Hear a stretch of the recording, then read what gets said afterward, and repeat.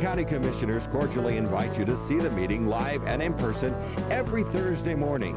The meetings are located in the Lorain County Administration Building, located at 226 Middle Avenue in downtown Elyria. The meetings start at 9:30 a.m. on most weeks. Now, enjoy the meeting.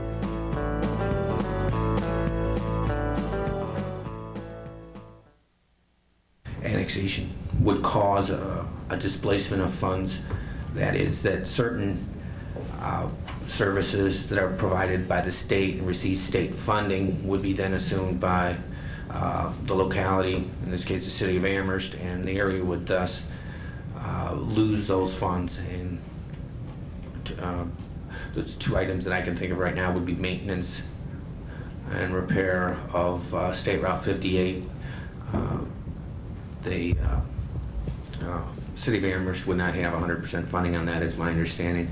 And the second thing would be such things as protection provided by the Highway Patrol, which is funded by the state, would no longer be necessarily provided in that area. So that's a second item that would be displaced, and the costs assumed by the locality and the state funding lost. I believe we made our best case. I would hope that you would consider denying this request for annexation. It's my intention. I would look forward to working with all parties, the City of Amherst, the City of Lorain, to come up with some kind of a joint economic development district to further promote a fair, equitable, and well-planned, shall we say, concept for this area. And once again, I would ask you to deny this annexation request. Thank you, David. Is there anyone else who wishes to speak to this issue, Mr. Leone? You're going to get mad if you don't get the last word? You sure? I'm not going to let you. Hurry up. I know she's going to take the last word. No, I'm not going to let her. Hurry up. I'm going to have it. I didn't want to debate Mr. Ennis, but there are people that are in that annexation area that didn't sign up for the annexation. True? There are people in that area? I don't know, Mr. Leone. Oh, okay. Well, it only requires Boy, a majority. It only requires a majority, and that's not an issue. Right. I understand it. I understand that's not an issue, but there are people in there that didn't sign up for it that would be taxed. But anyhow, I would solicit that your support and supporting Amherst Township and keeping that in the township. Thank you. Thank you. Anyone else? I'd like to make a few brief comments. This has been a long, we've gotten to know a lot of people through this Amherst Township annexation hearing. We really have. And I think that there's been a spirit of cooperation shown by a variety of political subdivisions to try to resolve the outstanding issue of the sewer, which I believe brought this annexation request before us. And through a variety of means, that issue of sewer service has now been resolved to this area. And so I would just like to publicly thank all those people who participated in this. I think it's an important benefit for Lorain County, irrespective of whether it's Amherst Township, Amherst City, or the City of Lorain. And there are certain criteria that the board is allowed to judge an annexation petition that comes before us.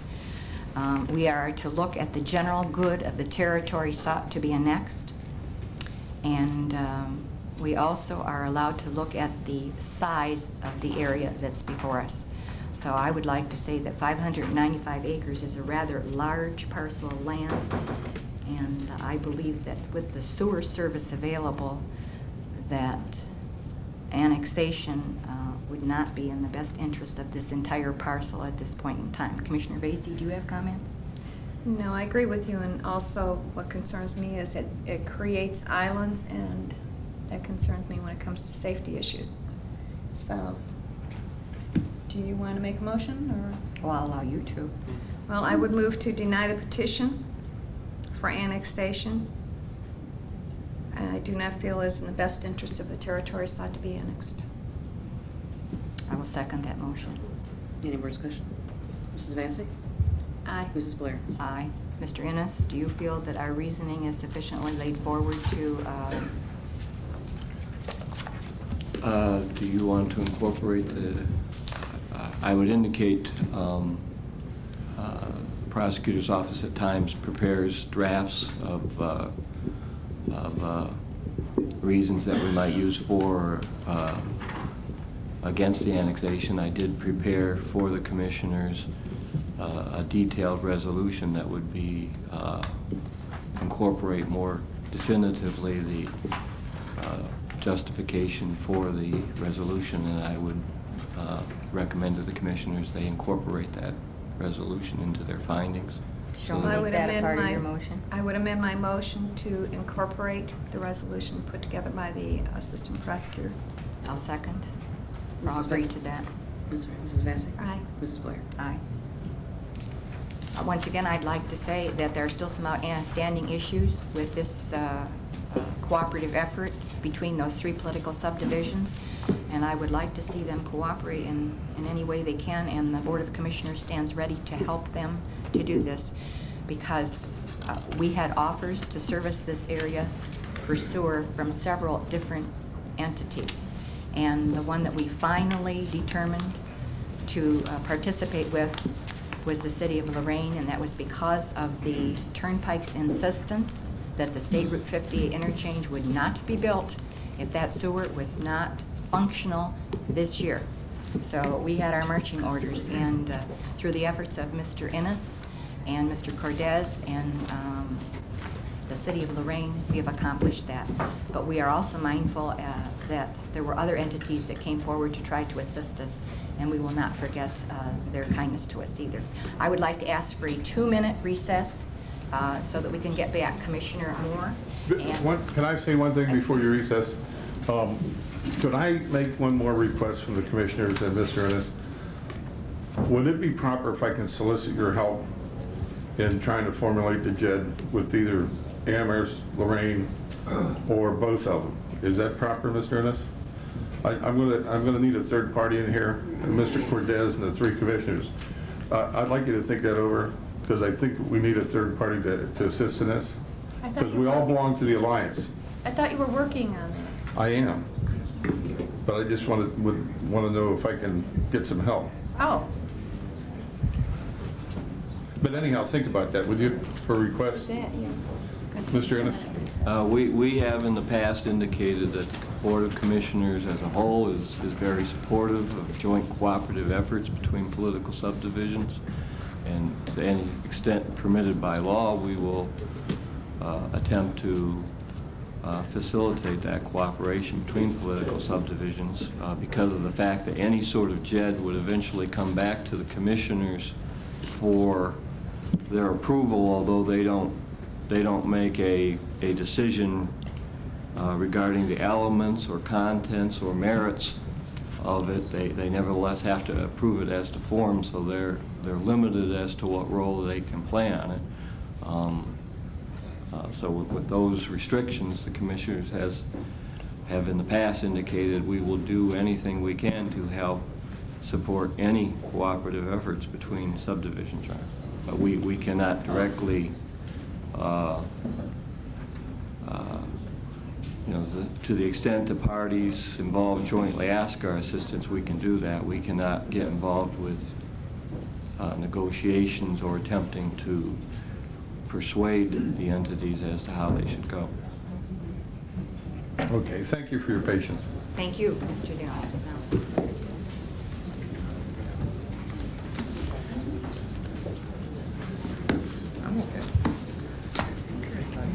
I said, I'm ready. we'll take a 2-minute recess. We'll allow the architects to come forward with their materials, and then we will reconvene. Sure.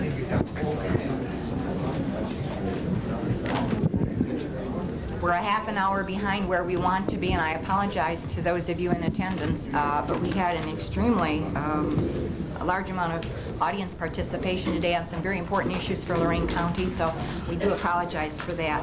At this time, we are supposed to have a presentation from the county's architectural team on the Justice Center project update. So whoever's going to, Mr. Gardner, good morning. Morning. How are you? Randy. Randy, Gordon. Gordon, I'm sorry. I knew who you were, Randy. I apologize. You have a lot going on. Thank you.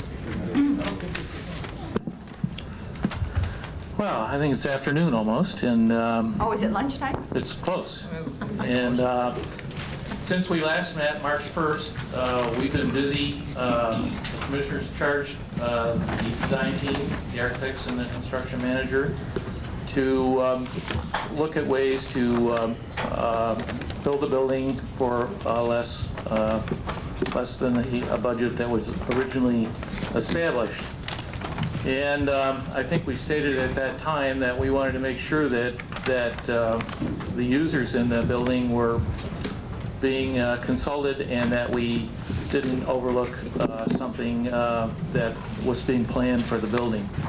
And so the design team went back to the users, and I must say that everybody was very cooperative. We had a lot of good comments, we had a lot of good input, and a lot of good suggestions. And I think going right down to the actual workstation size that was originally programmed, a lot of those have been able to be reduced in area. And we actually programmatically, Bob Schwartz from HOK is going to go through a detailed presentation of what we did. But in summary, we took out the probate court and the clerk and left that in this building. We took out the visiting judges court. The law library would remain where it is, and adult probation would not be included in the program. And we were able to take 50,000, a little more than 50,000 gross square feet out of the building. And I think we also were very concerned with the comment that was made about preserving the quality and the design of the building. And so we kept that in mind as we looked at these revisions. And I hope the commissioners are pleased with with what we ended up with. I think it still gives Lorain County a fair amount of, there's obviously not as much growth space as we originally had planned, but there's still about 30,000 square feet of roughly of shell space in various departments that will allow growth in the future, which I think is really, we were struggling with making sure that we weren't going to cut things too short, and I was pleased that we were able to achieve those goals. So with that, I'm going to turn it over to Bob Schwartz to walk you through we did study several alternatives, but he's going to go over the alternatives and then kind of the conclusions of what we came up with in terms of meeting with the users and getting their input. So we did look at a lot of different alternatives, and there's probably a lot of ways to do this, but I think what Bob's going to present is something that everybody can, I think, buy into. So I'm going to turn it over to Bob unless there's some questions that you have before we start. Yeah, before you turn it over to Bob, when you say 50,000 square foot, gross, square feet. what do you mean? A wall? What does the gross include? Gross includes, the usable space, like the space we're in, but it also includes space for walls, stairways, elevators, shafts for mechanical and electrical services and so forth. But so gross is the entire building area, and that's the way we look at it. Okay, can you go over that with me one more time? You said you're excluding probate, visiting judge, Law library and adult probation. adult probation. Yeah, there may be some other items that aren't included, but that's kind of the general list of things that were being excluded from the building to achieve that saving. And we did tighten up, I must say, as I mentioned, the workstations and certain spaces there are a lot of other conference spaces and some other things that were reduced, allowed us to get reduction in area. Some of the holding, there was a certain number of holding cells, I think, that were eliminated, and various things in each one of the programmed spaces that, you know, were tightened up on a little bit. So, but those were generally the things that would be not included in the building. Did you give us two alternatives, one with probate and one without? Yeah, fortunately, I think with the way the design works, and Bob will go through that, there's several alternatives for the probate court. And with the space for the future courts, we're able to, you know, build that out at any time the county decides they want to move the probate court into the building. So, which is, I think, gives you added flexibility. There's a couple of alternatives on how that would be done, but you know, the building will accommodate it in the future. We just weren't spending the money to build it out at this point. So I think it's quite flexible. So Thank you. Do these match that? they match what Bob's going to go through in the scheme. This what he's going to start with. There's some alternatives that we considered, and then he's going to go through the scheme, which kind of shows the location of each of the areas in the building and how the building is organized. It's a little different organization than you saw before, but things are in a little different location. But by and large, the building footprint is quite similar to what it was before. We were able to take some space out of the lobby, for example. The basement level, we were able to eliminate some area. So a combination of area in different parts of the building, we were able to take a floor off the building. So it's a combination of things that allow us to achieve that square footage. So I'm going to turn it over to Bob, and he can walk you through the various pieces. Thank you. I'll go into detail. I think we have all your issues here, and then after I go through the presentation, if you see items, then feel free to ask. What we started out with, it was the goal to reduce 50,000 square feet from the building, to bring it from approximately 244,000 square feet to 194,000 square feet. That's roughly 2 floors. So we were thinking we had a 7-story building that would make it a 5-story building. And with those agencies that Randy said were not going to be in the building, we saw what the ramifications would be. So this is this 5-story scheme, which still has a large floor plate on the first and second floor. It's trimmed a little bit, but still has the clerk of the court, juvenile probation and clerk, jury assembly, sheriff's civil office. The second floor, we had both the prosecuting attorney and the magistrate hearing rooms and family court services. Up above, third floor was the future court floor, and then we had 2 floors of finished courts. When we presented this to the users, and they had real problems with this scheme. There's a problem with having both the magistrate hearing rooms and prosecuting attorney on the same floor. They want to be on different levels in the building because of their relationship. Plus, the general division courts and the domestic relation courts really should be on different floors. So that would say that you'd have 3 domestic relation courts here, another general division court up here, and also going through this, the general division judges stated that by the time this building's built, they will have a 6th judge. So that's an additional courtroom. Basically, what was the visiting judge's courtroom, we need to build for an assigned judge, and then we need to find someplace else, whether it's in the existing courthouse or one of the existing domestic courtrooms on the 5th floor for a visiting judge. Now, we had no probate in here. The law library and prosecuting attorney are, again, not on this floor, not in this building. They were on the 2nd floor. So we did a 6-story scheme, and this is the one that all the users said met their requirements better. And what we did is we eliminated 1 floor, the 7th floor at the top, and then we reduced the footprint of the building. We took over 90 feet out. And actually, I have a site plan. And this is where your books start.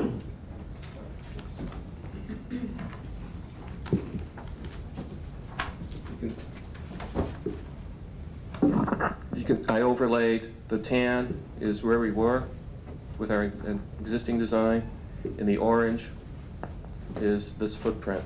So you gain about 90 feet in here, which would give us a lot more room for future expansion. And for now, it would give you additional parking. You are like that. Yes, no, parking. And this was based on getting the clerks and jury assembly still on the first floor. We still have the basement holding area, vehicle sally port, and a smaller secure holding, and smaller secure parking.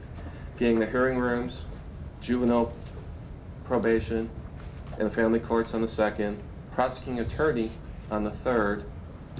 And then here, at this time, I was still looking at future complete shell floor and then 2 floors of courts. So it didn't have the change yet that I'm going to show you in splitting domestic from general division. And we also split the juvenile clerk back down to this floor. I left juvenile probation up.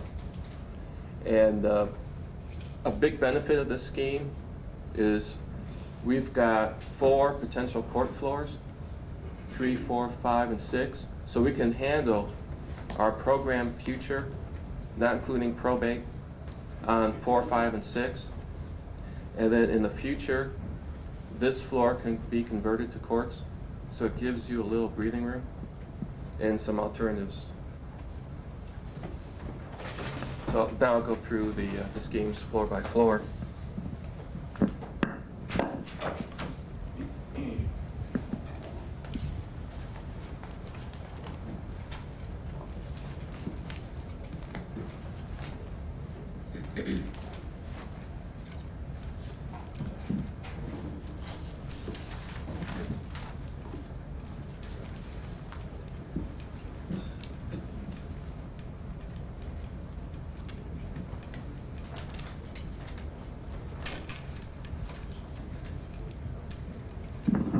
You can also follow along in the book. I don't know, most people here can't see. Why don't you turn it towards the audience? We can see a little bit too.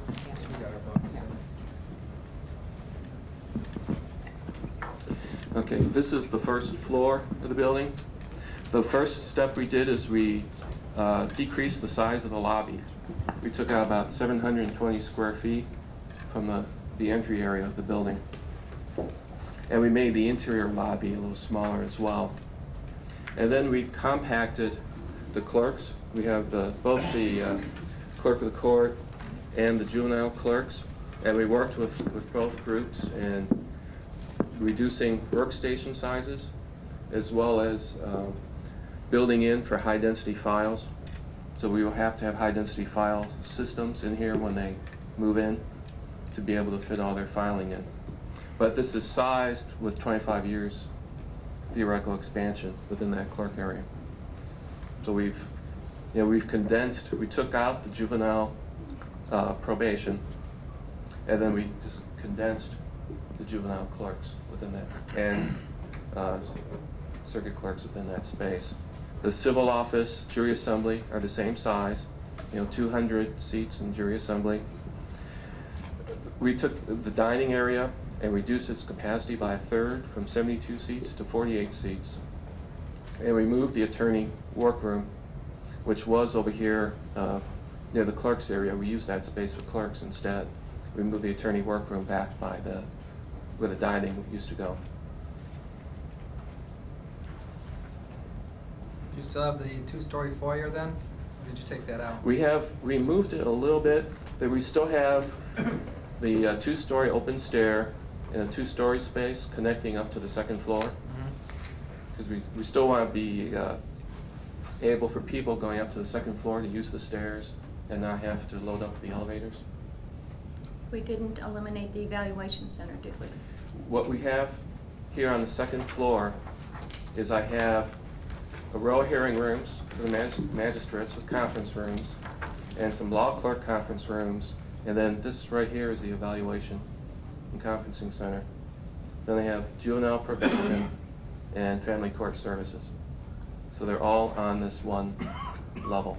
And it's tied to below with the open stair with waiting areas for all the different groups. Now, whether or not we have the evaluation center is not as important now, as long as we can build for it and decide later? Is that what we're talking about right now, or? We've included it. Where's that at right in here? It's this darker green area. Right there? Do you see it behind the assignment commissioners? I know, yeah. It's right here. Okay. So you have hearing rooms 1 through 8? Yes. Is that what, these are all hearing rooms here? Right. And these are all magistrates that you have currently. These are all existing staff positions.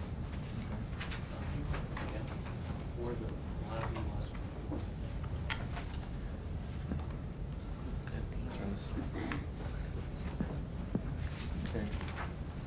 The third floor is substantially the prosecuting attorney. We have mechanical that supports the bottom floors of the building. We have the grand jury at the top. And then we have a mediation area. We need to include, this is something we didn't have originally until we talked with the judges again.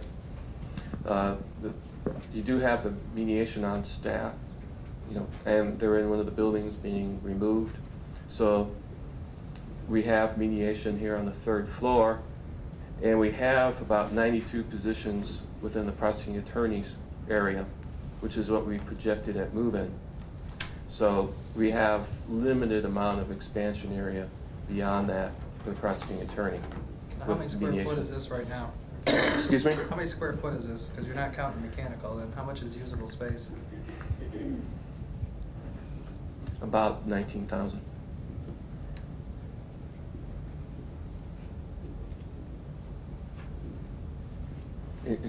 Mediation's about 1,000, and grand jury's probably closer to 1,500. Grand jury's not this level. Grand jury's 1,800. Where's that at? That's at the top, Oh, there it is. between the Okay. two stairs. Okay. And that's a suite. It includes a waiting, general waiting, Right. victim, I see. witness waiting, law enforcement waiting, the grand jury coordinator, and then the grand jury room. So this, like I said, this gets you about 92 positions in prosecuting attorney's office. I believe you're somewhere, I think you have some staff allocated. They'll probably get you close to 70 right now. How many is But we right had now? 70? projected that they'd have substantially more than that by 2025. Okay. So they have 70 now? They have, I think, positions, they're not all filled, but positions for 70.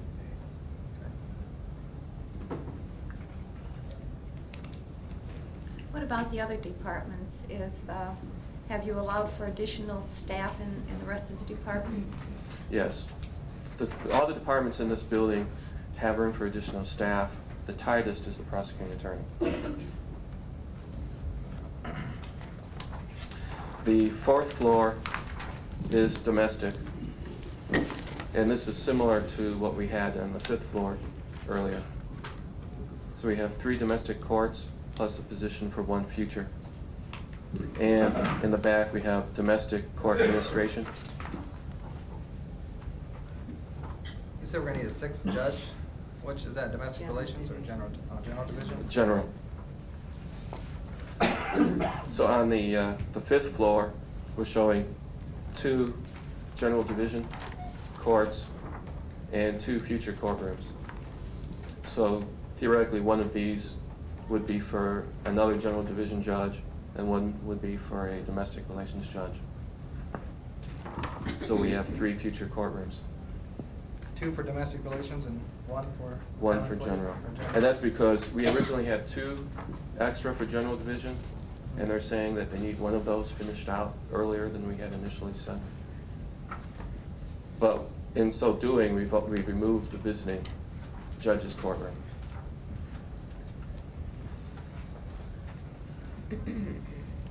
And the judges said they thought they had enough flexibility that if that courtroom, again, was in one of these other 2 existing buildings, and the visiting judge needed criminal secure access for prisoners and they were doing civil trials that they would share and switch their courts for that time when the visiting judge needed a secure courtroom. And then the fifth floor, or sixth floor, excuse me, is the 4 other general division courts. There's one on the south here, on the bottom. It's still labeled visiting judge, but this one, we're retaining the large courtroom within this building, and this is where you could use it for the trials that have multiple litigants, multi-defendants.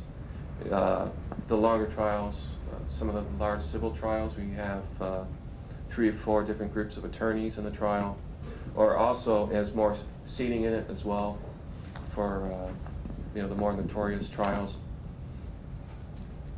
And we felt that we should keep that within this building, and we're just now making it part of the normal general division courts.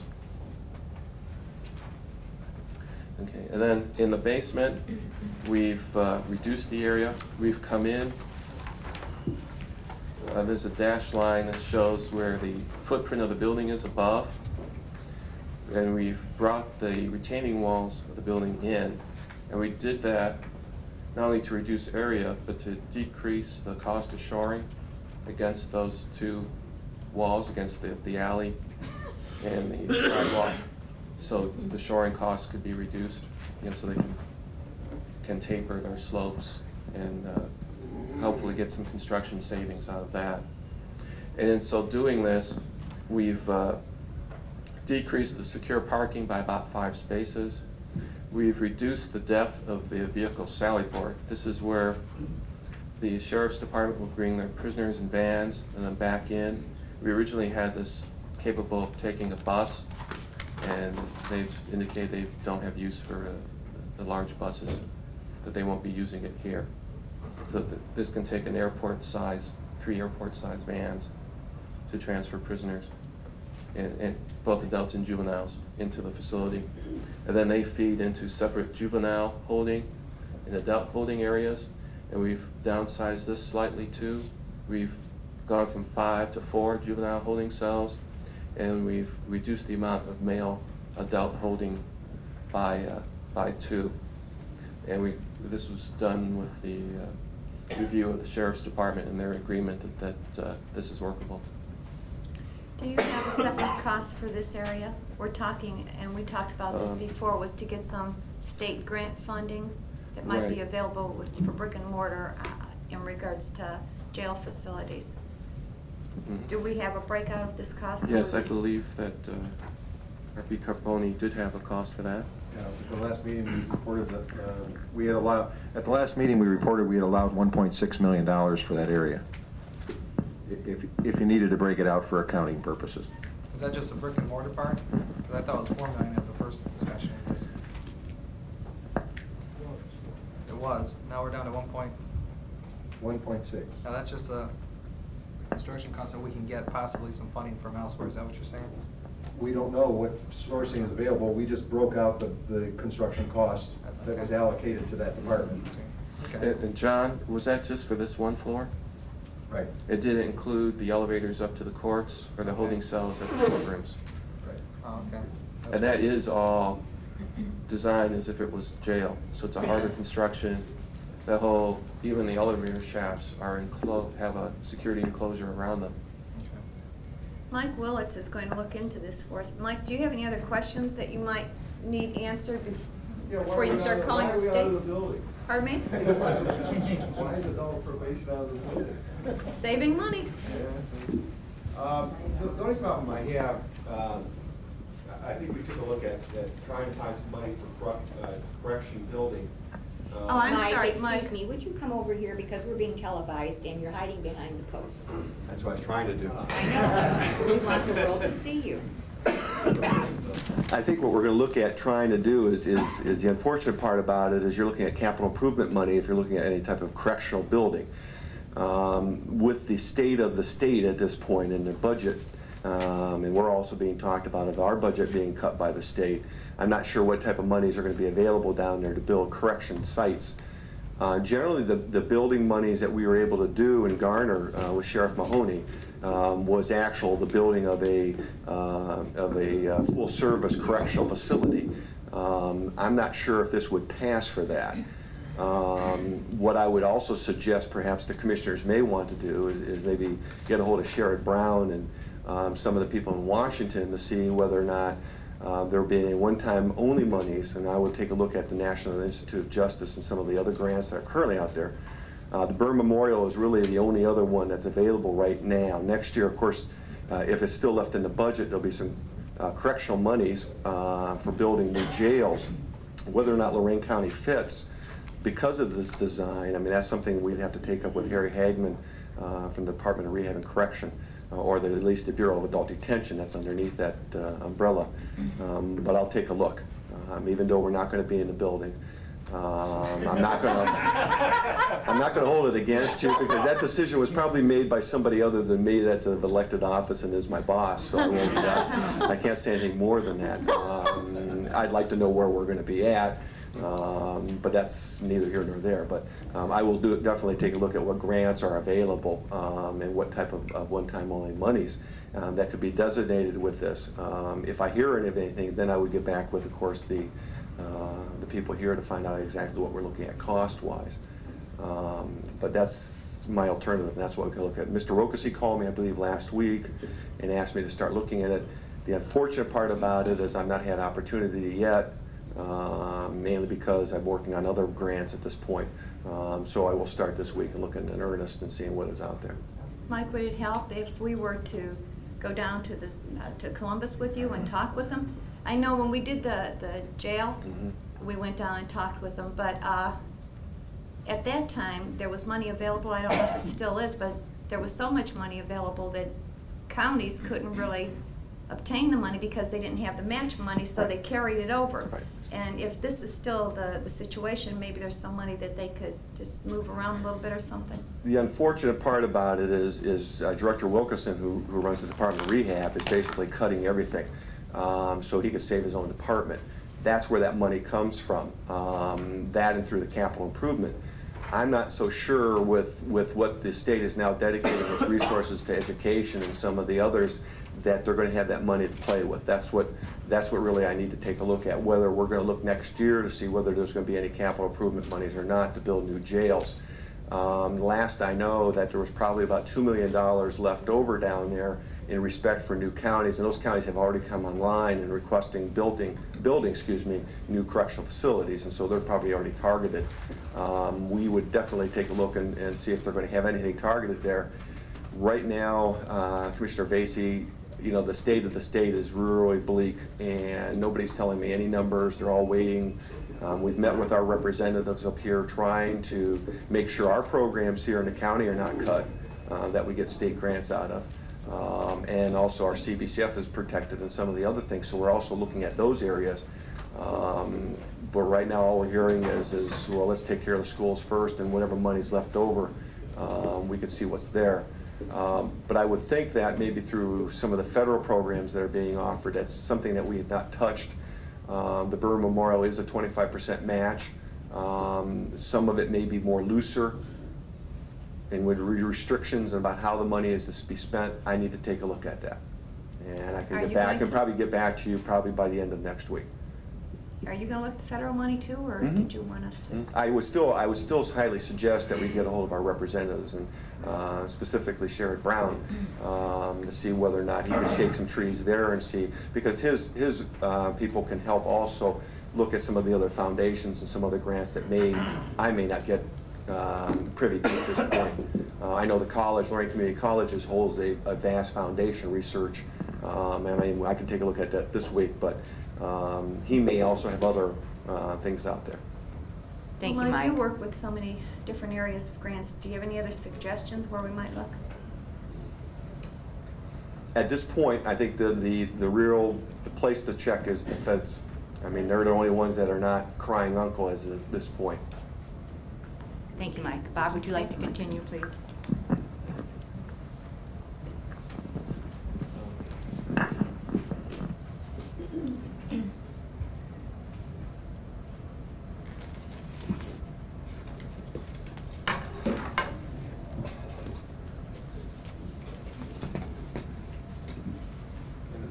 This next drawing is a section, 2 sections through the building. The top one's looking this way, parallel to Court Street. The other one is looking perpendicular to Court Street.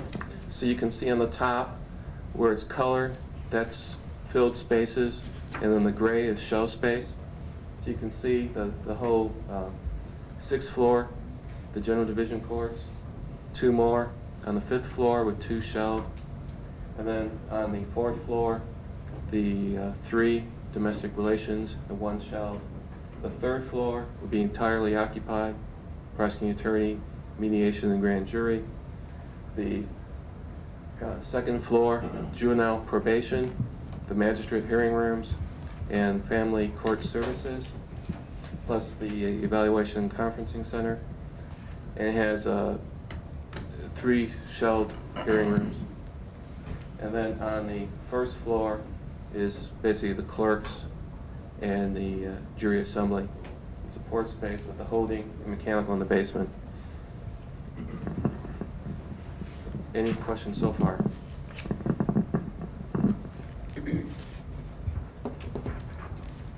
Now, we were asked to look at what alternatives would be if we put probate court back in the building.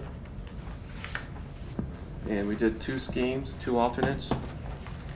One, and this is the way the building is designed currently, places the probate court and clerk on this would be on the 5th floor with the 2 general division courts. So this is the way it was currently designed. But as you can see, that would fill 2 of those future court spaces. The other alternative, alternative 2, would put the probate court on the 4th floor with the 3 domestic relations judges. And we would take some of that future magistrate space, because as that judge becomes a family court judge, they would have additional magistrates on the 2nd floor. And then level 1, we need to add another 30 feet to the floor plate for the probate clerk. And that's a little tighter space than they have currently, but it's comparable to what the other clerks have. We wouldn't be adding 30 feet. Instead of cutting 92, you'd be cutting just 62, right? 62, okay. Right. But we would still have enough space for probably another 25 cars on that site plan. So we'd be going from about 52 secure parking spaces to somewhere around 77.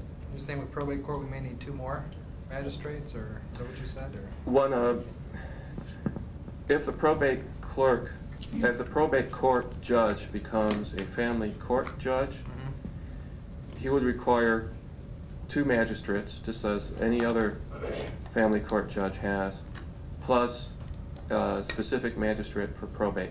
And alternate 2 takes care of that? Yes. Okay. But even then, this gives us 2 future court slots in the scheme. This does? Yes, because this is eliminating 1 of our 3 future courts. Right. And this one's eliminating 2 of those future slots.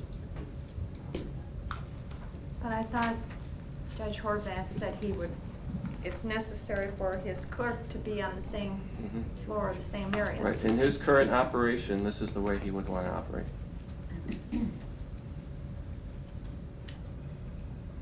And if we don't put the probate judge over there, what's going to happen is we'll be moving him from the 3rd floor here somewhere else, and then eventually, if it turns into family courts, we'll be moving him back over to the new Justice Center. So we'll be renovating twice. Well, that's the question. He's very happy with his space right now, where he is. I don't know as long what as we're able to do alternate 2 in the future, in the next 5 years, that's what alternate 2 says, correct? Right. If we you could, want we to could design this as shell space. Right. And then when we're ready to, if the Supreme Court says we have to have a family court or something comes down, it's not going to cost us a lot of money. We'll already have the shell space there to do exactly what we may be forced to do. Right. Without adding any more expenses, correct? That's Correct. what alternate 2 says. Okay. So that means we have to add this additional But we could area. basically add this as shell space today and then keep Judge Horvath where he's at without the expense, and then it'd be a lot cheaper just to build the shelf space and finish that. But I thought we were going to take the whole 4th floor here. We're in need of space too. So we're defeating our own purpose here, or the original purpose. Well, that's enough. I guess we should talk about that after he's done. In fact, I'm just gonna check this.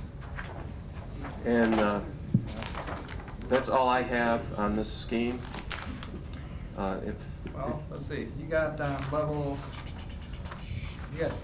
on this system here, you'll have basically, let's say the probate court's unfinished and it's shelf space. And what we have left are 2 courts that are left unfinished that we could expand to. Now, and you found out that we're gonna need 1 more judge. That's not in here yet, right? I have the judge in here. What I don't have is a visiting judge's courtroom. Okay. But it says here on one of the floors, you do have written down visiting judge, though. It's written down. That's not, yeah, 'cause that's what I brought up the drawing from the original scheme. Okay, so that's not the visiting judge, huh? No, that's So a on the assigned level court. 6, that's all 4 common pleas? General Yes. division, right? That's what that is? Yes. Just one's gonna be bigger for maybe some high. One's a little bigger, and they would share that courtroom if one of the other judges needed it. And level 5, is that where the alternative you're talking about, level 5 or level? Level 5 has 2. Okay, see, level 4 is the Two one you're space. talking about on alternate 2, right? Right, this That's is level 4. 4. It's a different strategy. Okay, so. Alternative 1 keeps probate, judge, and clerk operating the way they do currently.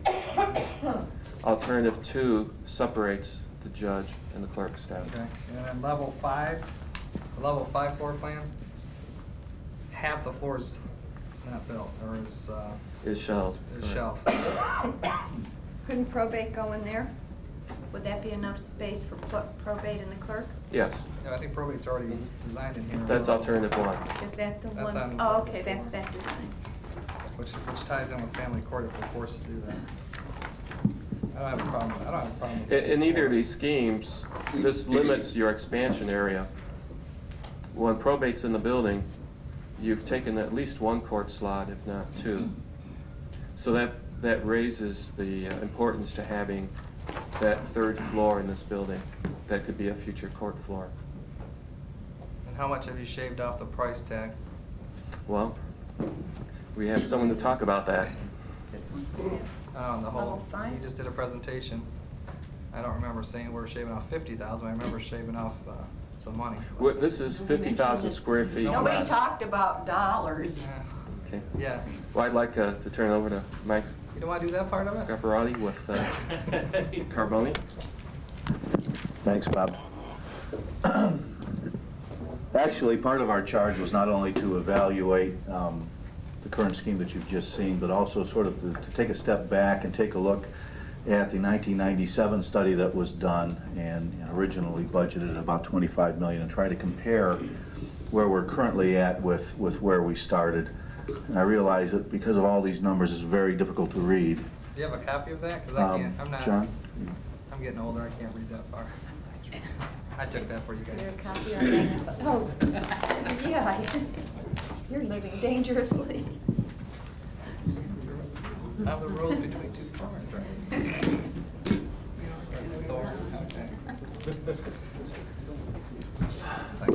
Basically, the way that this chart is organized is we started out with the initial 1997 study in this column, and we've tried to highlight some of the areas that were not included programmatically that are currently included in the November approved program.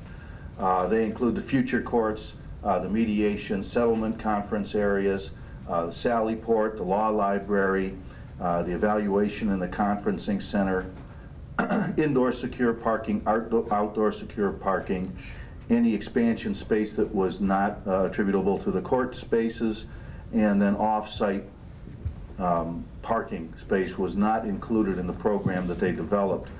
But what's also important to note is that some of the program square footage that you see listed here was intended to be renovated space within this building.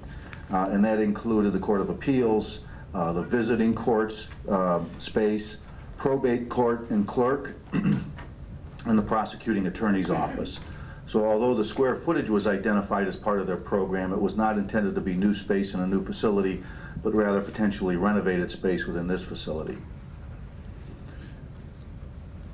There were some other exclusions from that we could not find referenced in their report. Namely, they did not have a budget for furnishings and equipment, for loose furnishings and equipment as part of that. They did not have a budget for technology or court technology as part of that. They did not include soft costs. And basically, they had 130,000 square feet of programmed area with a budget of $25 million. Since we couldn't quite work out how those numbers broke back down, we provided the second column, which is the 1997 study that's been updated. Now, for purposes of review, so that we're kind of looking at apples to apples with the programs that we're looking at, we assumed for this point that this was all new space within a new facility. And basically kept the square footages all the same that they had as far as the programming, with one exception, and that is the circulation, lobby space, those kinds of things that are what we look at as part of our grossing factor. So after we take the net assignable square footage, we gross it up to include those kind of spaces, mechanical spaces and so on and so forth.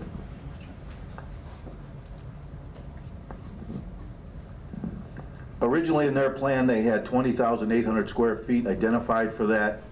We bumped it up to 36,000 square feet because basically we need at least 25% of the net factor to gross it up in order to handle a facility like this, especially when we're dealing with secured areas that require secured corridors and elevators and those type of things as well. So we've included that and brought it up to 145,200 square foot as a total gross area if it were a new building that we would be providing with the programming as identified in 1997. When we look at that with the same sort of costs that we're dealing with on our construction costs for the new facilities that we've been pricing out based on the current design, we're in a range between 24 and 26 million, which actually kind of supports the $25 million hard cost range that was originally put out there.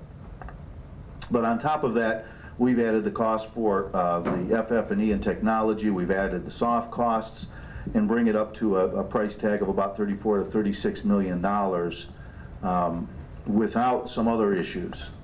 One of the things that we were dealing with back there, of course, this study was done in 1997. The dollars were not inflated to look at construction costs as it would be done out into 2001 and beyond. So we are looking for additional soft costs that would have been absorbed during the current study that's been prepared, and then also an inflation factor to bring that up at another $800,000, which shows us that this would be about a $36 to a $38 million facility if it were provided to be a new facility with this programming. The next column on the sheet shows the November 2000 approved program. This is the 243,000 square foot facility that we are currently through design development with.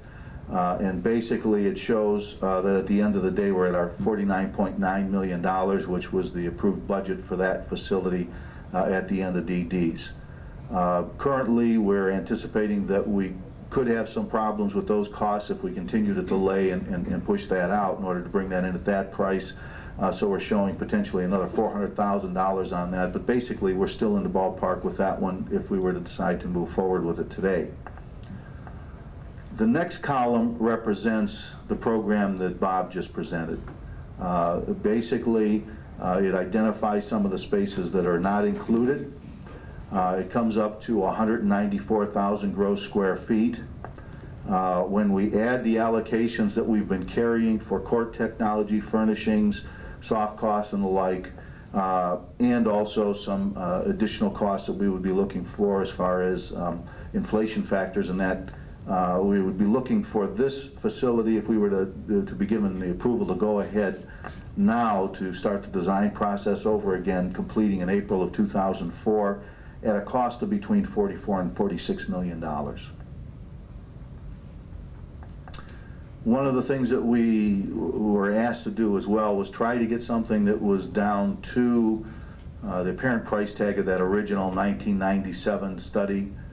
So the last options that are on there are some considerations First of all, I'd like to say that none of these have any user approval tied to them. It was simply a matter of trying to identify what was provided for in the 1997 study and carry it through into a new facility that relates better to the kinds of program areas that were worked out with the departments that were staying based upon this latest process that we went through to revise the program. Some of the other areas that we did not include in this one are areas that had been shown in renovated spaces in this building. So for instance, where we had the renovated visiting courts, we've not included them here at all because we considered this part of this basic new building program and not part of a renovation process that may or may not occur in this building or in the old courthouse building or someplace else. Basically, when we run the numbers back down through, we're at a $33 to $35 million program there. But again, a couple of big issues are out of that one. The prosecuting attorney's office is not located within the building. The evaluation and conferencing center is not within the new construction. We have not included the indoor secure parking because for purposes of this, we had anticipated that we may raise the building to grade level and not have the lower level because it's sort of costly square footage. So we would bring that up and maybe provide the sally port and that at grade at the back of the building. It really hampers your expansion abilities and those kind of things. And the other big issue that's not included in here is there is no future expansion space provided for the additional courtrooms. So really we're down to a total of only 8 courtrooms built out in this scheme. In a program where currently you need, I think, at least 9, Bob, just to carry on the functions that are currently in place. I think we could configure that scheme, I think, to handle the 12 courts. Yeah, but you also, you guys did this on your own and not include it and try to get a certain number. What if you just take out how much is the prosecuting office on whatever level that was, 19,000 square feet? What was the cost of just that and keeping it at a 5-story building? Because if we do that, everything else stays the same for the judges. Well, because you're looking at 194,000 versus 132, and really you're looking at 175,000 square foot building now, which is kind of somewhere right in the middle. And I don't know what the cost of that floor is. Well, with a 19,000 square foot relates to about $3.4 million, something like that, if we were to back that out of the building in construction cost. I'm just saying that We're dealing at about $172 per square foot right now. So that's about 3.4. That gets us down to 175,000 square feet without jeopardizing any of the other programs, correct? Yeah, it's almost a point where you try to identify at this point, since we've reduced the departments down to sort of their bare minimums. Right. At this point, it's what departments would not be within the center, and how does that work functionally for you? We're going to have an empty 5th floor, it looks like to me, aren't we? What, here? Yeah. The prosecutor's not going for that. I don't know. I'm just saying we're going to have a lot of empty space, aren't we? Yeah, but that's not enough for them up there. The Clark and Post study was looking at about 11,300 for a prosecuting attorney. They're going to take really closer to at least 17,000 square feet, which is a lot more space than what you have up there. Plus, there's the grand jury you still have to deal with. They cut it down. What's 19 here? You got 16 here. You got, what do we got on the 5th floor? 25,000 square feet? It's a smaller floor. That floor was, it was initially the roof of the building, so all the mechanical units are on it. And what they did is they filled in the space between the mechanical and the edge of the roof. So how much is there?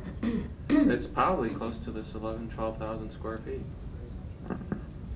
For the 5th floor? Or are you talking about just the prosecuting attorneys? The 5th floor. I mean, I'm not certain, but that's, it's a smaller floor than this one. Spaces, I'm assuming it was I show DR Juve, I got 3,200 for hearing rooms, 1,500 for admin services. Is this on the same floor? Is it? So we got 12,000, 3,000, 1,500, 6,000. I'm up to about 20,000. So is that right or wrong? Am I right or wrong? For the grand jury and the prosecuting attorney? No, I'm looking at the current. Current use of the 5th floor. Yeah, the current use of the 5th floor. That's what you were talking about, wasn't it? Oh, these were new spaces here. Oh, that's new spaces? The only renovated space on this was the prosecuting attorney's office. the visitors courts. No, my question was, what's up there right now? How much usable space is being used right now? I couldn't tell you. Because the need is 19,000 square feet. If we have it upstairs, I'm just saying. I mean, but then you said there's mechanic rooms up there, so maybe it's only 20,000. Maybe it's 15. We don't know, do we? Okay. Does it say how many square feet? Some nations are Wasn't that done? We'll add those up. We can add that up. I thought there was a need, wasn't there an initial survey done on everybody and what they're using now? I should say 97. I thought there was. See if it's in the Clark Post.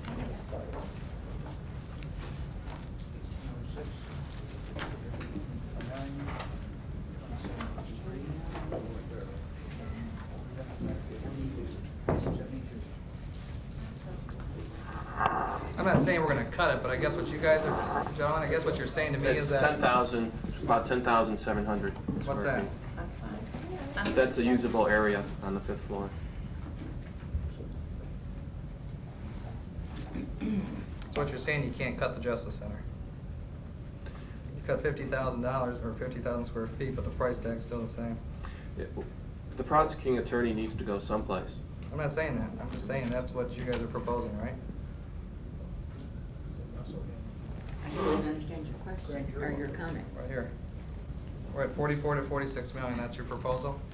That's, I mean, That's what you found out? this is the 50,000, and taking out the 50,000 square feet, that's what it Right. came down to. One of the things that may move on that, right now, based upon some discussions that we've had here, we've kept the same budget for FF&E and technology, and it's a smaller facility.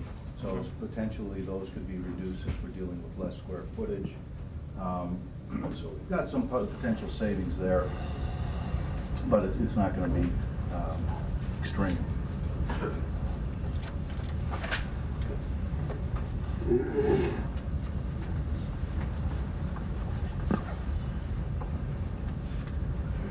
Is that the end of your initial presentation? Yes. Thank you. Questions, comments from the board? Further questions or comments? We don't. Are we going to hear from the users? Oh, before we continue, do you guys want to hear about the users first and then discuss how much empty space we're going to have after we build this? Or would that be,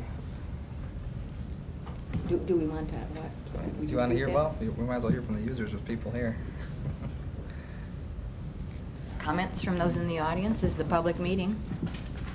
Do any of you have questions for these gentlemen and what they presented to us this morning? Or do you have comments that you want to make to the board? We're open for discussion. I have a question I'd like to ask the courts.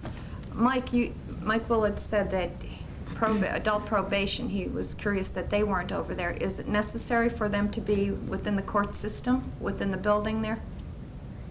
I don't know if it's really necessary for us to be there. Mike, would you come forward over here, please? I'm sorry. You get your walking exercise in and... Trying to avoid. Won't have to exercise later on.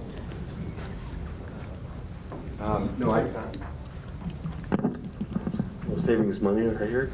I don't know if it's really necessary to be there. I know I had spoke earlier to the judges, and especially I think to Judge Betleski, who had asked me if really it was necessary that we be in the building. The only thing that I would ask is that we be somewhere nearby, but I'm not sure where that would be. Is if we're taking a look at Bobles being torn down, our urinalysis lab, which is also, I guess, slated to be torn down for open space parking.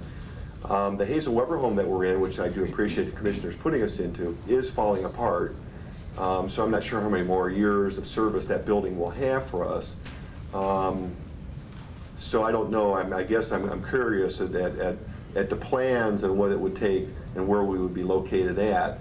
I would be wanted to be associated with the court because, of course, our work is through the court. The court does require us to be there at least 3 days of the week. At least most of my officers there.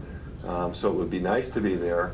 I know earlier discussions when we had talked about us that we would like to be on the first floor or somewhere because we do hold evening hours and we do have a lot of our our clientele that comes into the lab later at night, and we didn't want to broach the security of the building, so I know that was discussed earlier on.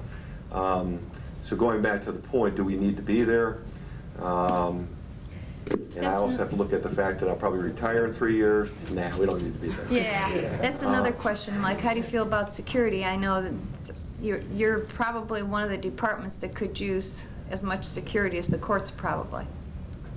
My officers are armed. My officers are that. We have a lot of security on our own. I'm not too concerned about security within my own department. And the Sheriff's Department has been very willing to assist us whenever the need arises. So at this point, wherever we're located at, we're kind of our own island. We can kind of secure ourselves. Okay, so if we located you outside of the new building that will be secured, you feel pretty comfortable with that? The only thing I would like to look at, Mary Jo, is look at maybe putting us together with the lab, the urinalysis lab, because it's so integral of a spot. You know, one suggestion, and this is just the thing I was thinking about, is if the Bobos weren't torn down, that probably could fit both of our departments within that. And that's it's renovated, it's a pretty usable space. So I mean, that would be an idea. That's a question for the architects. Do you feel we would have to tear Bobos down? Were we planning on that one going down? We were planning on the Bubbles building being torn down. I mean, it's a fairly large building, as you know, and it does take up a lot of that surface parking that you want to build. As far as the size, I'd feel comfortable in saying that it's large enough for adult probation to fit in, that wouldn't be a problem. As far as if you were located someplace else, I mean, it's probably easier to keep your lab where it is, at least for a while, because it doesn't take as large a footprint, it doesn't take as much parking, although you would lack the adjacency that you want with your probation officer. But the Bobos building doesn't need that space for you don't need that space for the Justice Center, you need it for parking. Just for parking. So we could leave the Bobos building there. These are decisions we have to make at, Well, not only that, we also have earlier. an empty courthouse then, don't we? That we have, luckily, we haven't given away for $1 yet. We'll move back up to the 5th floor. I mean, we were on the 4th Here? before we were kicked up. Where, here you were? We can go back up to the 5th. I mean, Okay. we'll go anywhere. We've been moved only 6 times. Oh, okay. So, I mean, So you have more experience I've got the bags packed already. Other questions or comments from the users of this facility? I note by memorandum that was sent by the architectural team that they had various meetings with the prosecutor's office, the sheriff's department, domestic court administration, domestic relations clerk, juvenile probation clerk, etc. I think Ron's ready. I'm sorry. And was there any of those individuals that want to speak? Mr. Nabokowski, clerk of courts?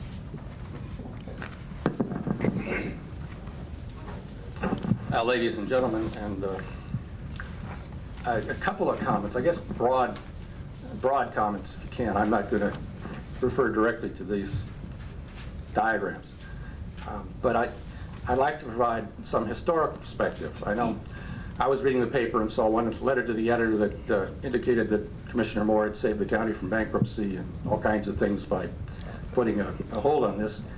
Frankly, as a user, I was a little upset when it all happened. The judges were a little upset. I think I could say that without betraying too much confidence, and afraid. Our office, I'm a new clerk. I've been there, started in 2000. Our office did not grow larger when we added another domestic relations judge, did not grow larger when we added another criminal judge, although we needed them.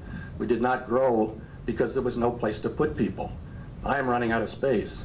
We're talking about another judge court that I'm sure is going to come. And we don't have people to take care of that one because we're getting behind on the ones that we do have. In terms of historical perspective, we're in a building that was built in 1881. It was built at the cost of about $200,000. The assessed valuation, the total value in terms of wealth of this county in 1881 was just $11.5 million.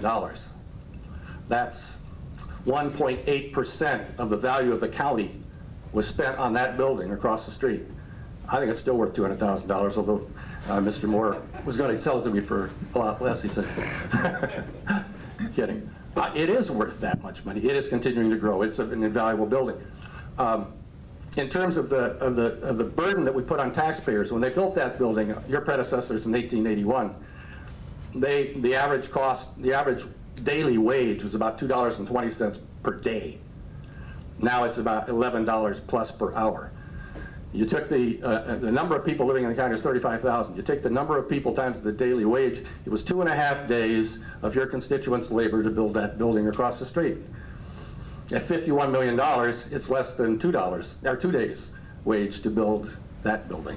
So in terms of historical perspective, although I read the stories in the paper and the numbers kind of scared me too, you're not spending as much money on this proposed facility as you were spending on that old sandstone building across the street. It is a priority, I suggest. I've had conversations with Mr. Rokasi, and he raises questions about priorities. Well, you're the commission, you set the priorities.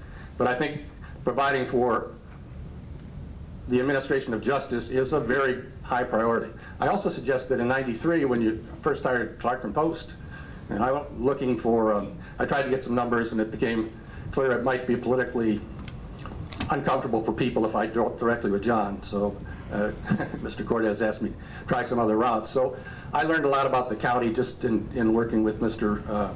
Mark Stewart and his department. And money that's already been spent on this project since '93. And I looked at the amount of growth. I mean, since the time that we started working in this project, and today, we will have, revenues will have exceeded expenditures by like $60 million. We're talking about spending $50 million for the building. The building could be built right now and paid for if we really wanted to do it that way.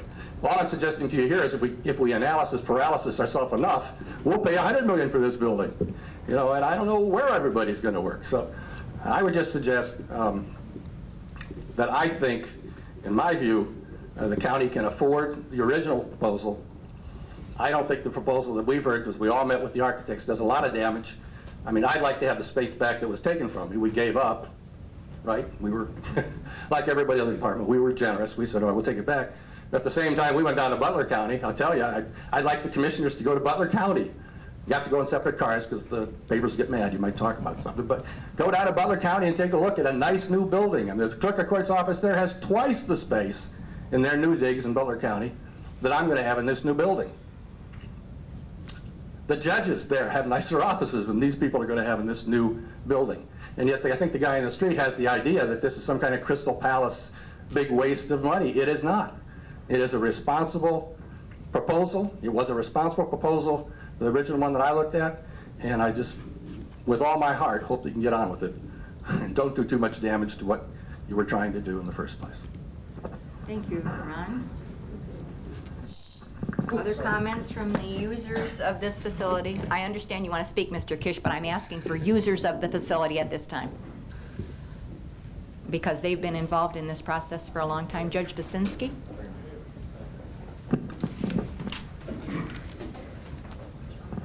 One of my concerns was the general division, the way it had been previously designed, although I'm not a general division judge, obviously. I was pleased to see in the alternative with the 6th floor building that you keep general on the top 2 floors, that you move DR juvenile down to the 4th floor down. I'm pleased that you're considering a 6-story building. Some to-do has been made about the height of the building. The people in Elyria are opposed to that height. I spoke with the chairman of the committee who heard the variance when we went to 7 stories, and not one person appeared before that meeting to oppose a 7-story building. Not one. So I'm pleased that you would consider the 6-story building as a compromise of whatever sort. I would propose 2 things which I believe would be cost effective, even reducing where we are now with what was proposed. It involves 2 changes. One is you allow the prosecutor to remain here. You've already heard that what is proposed will be, I believe the word was tight, that they're only building for 94 people and that he has 72 already, that it will be tight. So eventually you're going to have to go and get additional space for the prosecutor somewhere. So I propose you leave Mr. White here, provide him access where he is now and also on 5. I would further propose that you move Judge Horvath. I have not discussed this with Judge Horvath. I would guess he is probably wants to remain here. I would guess that's what he feels. However, if you move him now, you would move him to the same floor where the 3 DR juvenile judges are. He would take up that 4th slot on that floor. You would take his clerk's office and put them down with all the other clerks on the 1st floor. That would, on that alternative, you would have to have that additional build out on the side, that extension to do that. Right. Then you have all the clerks on 1 floor, and then you limit the traffic. People who only have to file things, they stay on the 1st floor, they don't use your elevators, and they do all those kinds of things. Now, the 3rd floor, I would just shell that. I would leave that completely vacant, just shell the outside of the floor. That gives you, that provides for you the space for additional judges, when and if that's necessary. If you build it for the prosecutor now, and then you're eventually going to have to modify it for judges and move the prosecutor out, that's the additional cost that you can save. I think it would be, I understand, Commissioner Moore, that you're talking about, let's drop it down 5 floors and not shell it. I understand.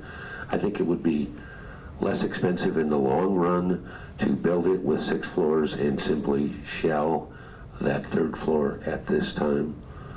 I believe that would meet all the needs that we've all talked about. Now, I would guess perhaps Prosecutor White would be a bit concerned about that, and I understand that. And I would guess perhaps Judge Horvath would be a bit concerned about it, and I understand that. But I think it works for everybody. I truly do. And I would ask that you consider that. Thank you, How Judge much would it Vicente. cost to shelve that floor then? The savings, you said 3.4 to take the whole floor out. If we were just to shelve that floor, how much would savings would we have on that, do you think?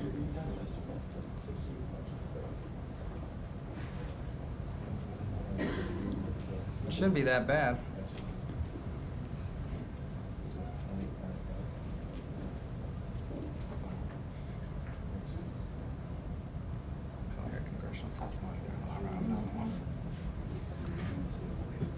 What?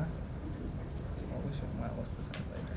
Let's get out when to speak right now. No, okay. Everybody's input, because if someone has a point, then let's find out what it costs. Move on. Probably about $2 million we can save out of not doing interior build out of the 3rd floor. $2 million savings. Okay. $2 million savings to do what again, please? To take the interior finishes out of this 3rd floor space. In other words, basically just provide a shelf. Right. We would provide life safety, fire protection minimally, and that's about it. So the original savings was 3.4 million if we took that whole floor out. If we Right. decide just to build it as shelf, it's only gonna cost us 1.4 just to build it, so roughly speaking, we Right. save $2 million by having a whole floor that we can build out later. Right, because some things are gonna come through the stairwells, the elevators, those kind of things. But what's it going to cost to build the inside of that later?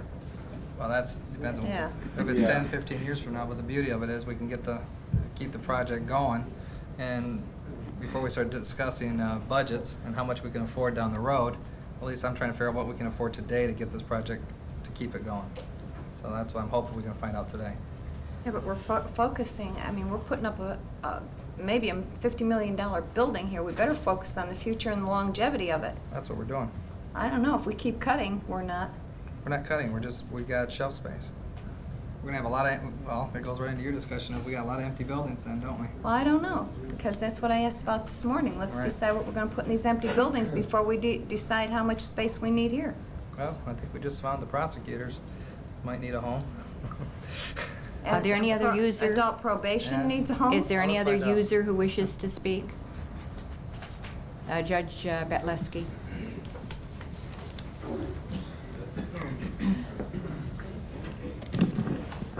I am not necessarily speaking on all the other general division judges. You may know that some of us are not able to be here. Actually, I think I was the only general division judge able to be here, and they all send their regrets in that regard. A couple of them are in trials this week, and also I think 2 are at seminars, because this is a week of a large number of seminars for the general division judges. And so I can't necessarily say that I speak on behalf of all, although I would commend the architects on responding to one of the issues, major issues, that the general division judges raised with regard to the initial revised plan of having general division judges on 1 floor, a 2nd floor, and then shells on a 3rd floor, which would indicate that at some point in the year 2020, we'd actually have the general division spread over 3 floors.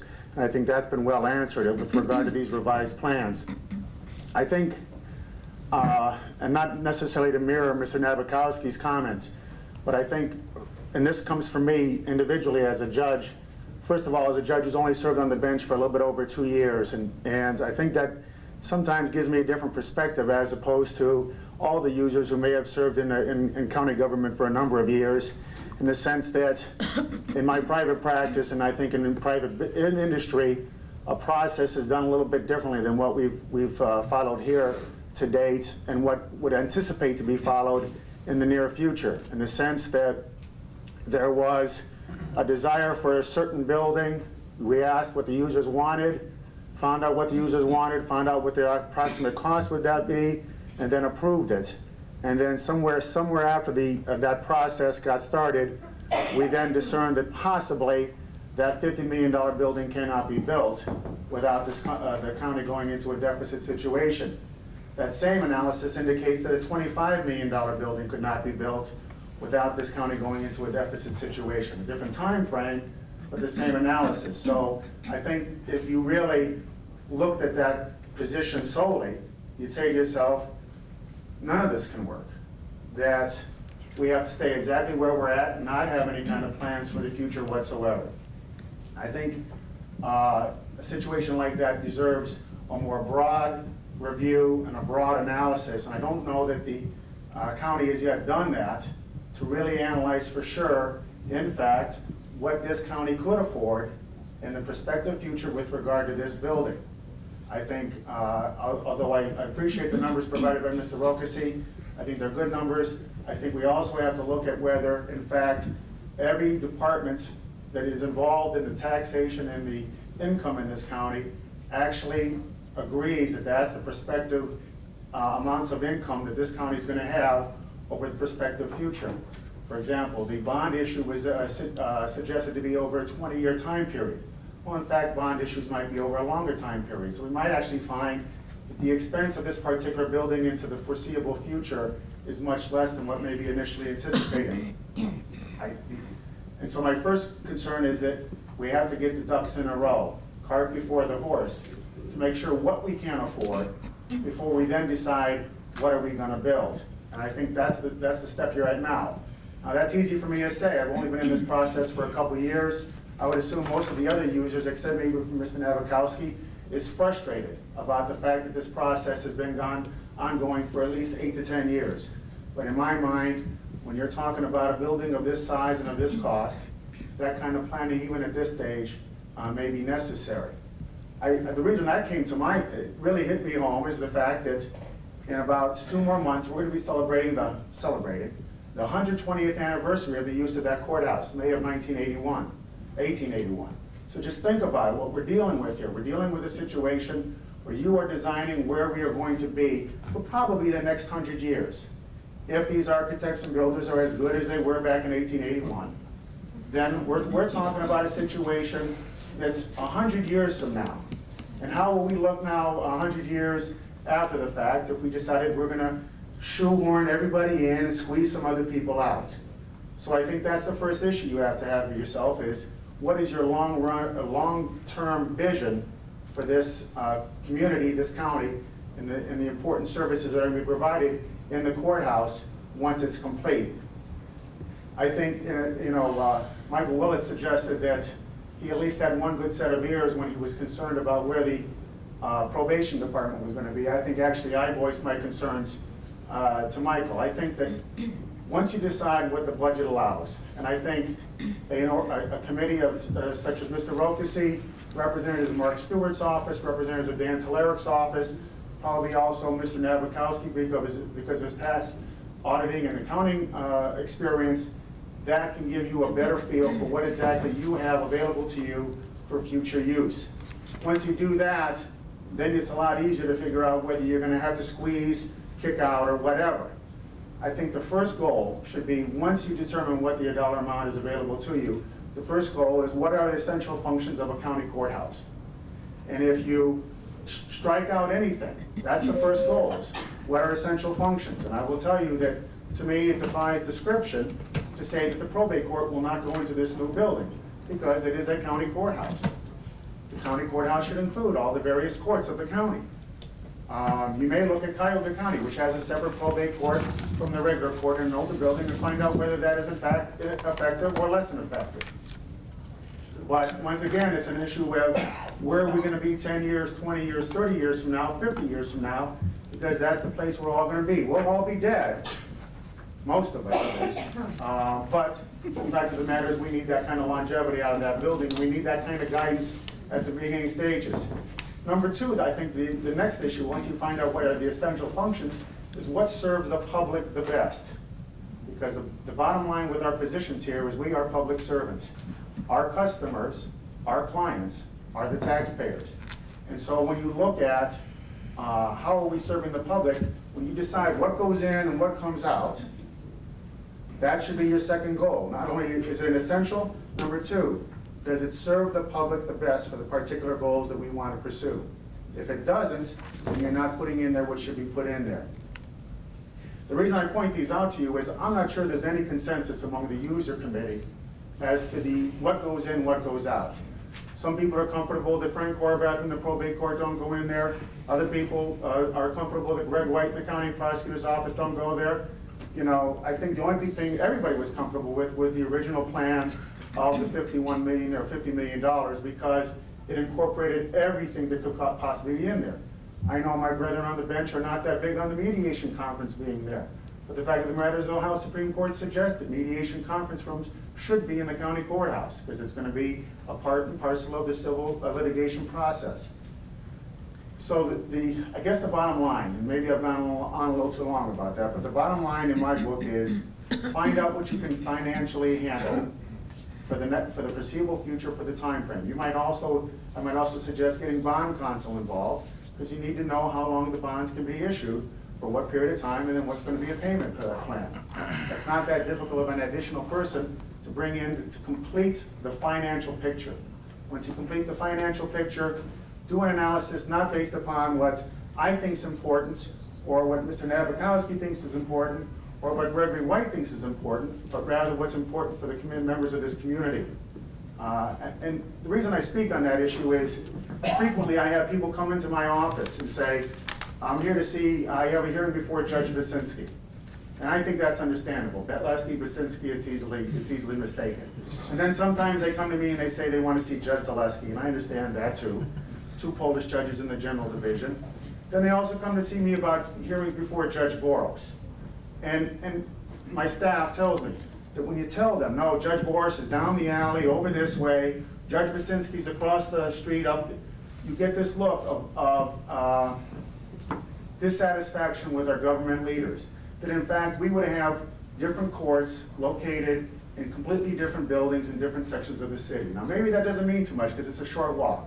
But if you're in a wheelchair, you're somewhat disabled, or you choose a parking space based upon where you think the court's going to be, then all of a sudden you have to walk further in the middle of January. That's why to me the bottom line is, once you figure out the financial picture, the next most important issue is what serves the public the best. And I ask you, I guess, based upon what I've seen of the new plan and my information with regard to the numbers, And what little savings is made, and I don't fault these people in that regard, they're trying to turn a silk's purse into a sow's ear, or vice versa, I guess it is. But the fact of the matter is the minimal amount of savings, to me, causes a lot of possibilities of disruptions and less public service. And if the bottom line for us as public servants is to serve our customers the best, think of that after you think of the financials. Thank you, Judge Thank you for the time. Betlesky. I apologize for the length. No, you're welcome. Other comments from users? Sally Pack?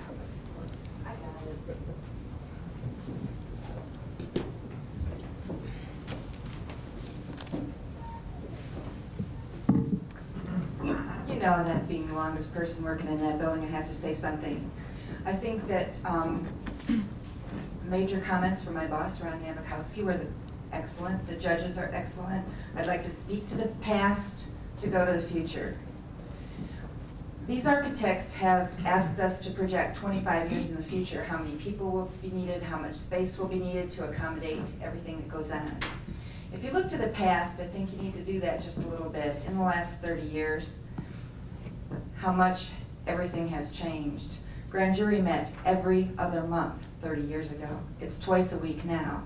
In 25 years, it will probably be twice a day. And I think that sometimes you're looking at the space issue here. I think you need to look at the volume issue of the courts, like the volume of what goes on, why we've had all these judges added, why we need another one right now.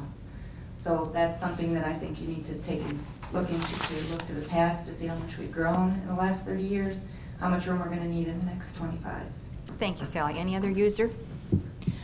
Bob Kish is not a user, but he's wanted to speak for a half an hour, and I have not acknowledged him. Mr. Kish? Hope his hand's okay. It's been up for a half hour. Robert Kish, a retired public servant, air traffic controller.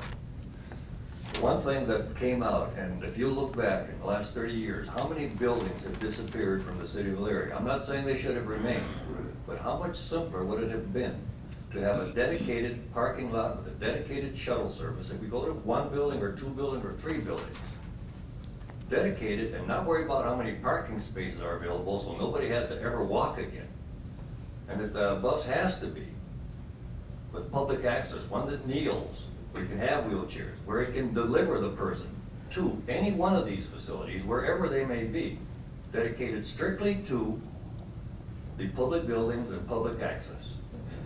That's an excellent comment. Thank you, Mr. Kish. And one that I think that we have discussed briefly in the past. Other comments from anybody in the...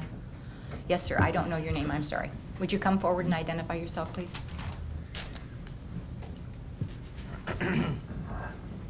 Yes, my name's Dale Reed. I'm a citizen of Elyria and Lorain County.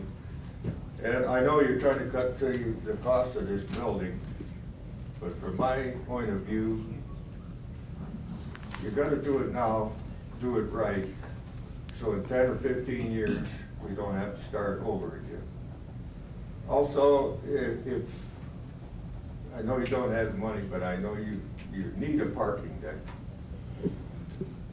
Provisions should be made, if you can't do it now, to add later.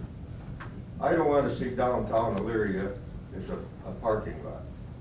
I want to see some other buildings around, and this is valuable property downtown. And that's why I don't want to see it sitting there as a parking lot. And the parking deck, I don't know whether it's feasible or possible for the ground floor to be offices or whatever. Maybe leased out to help pay for the deck. I don't know whether you can do that. But I think you should go with the original plan. And if you gotta leave some floors unfinished until money comes available, so well and good.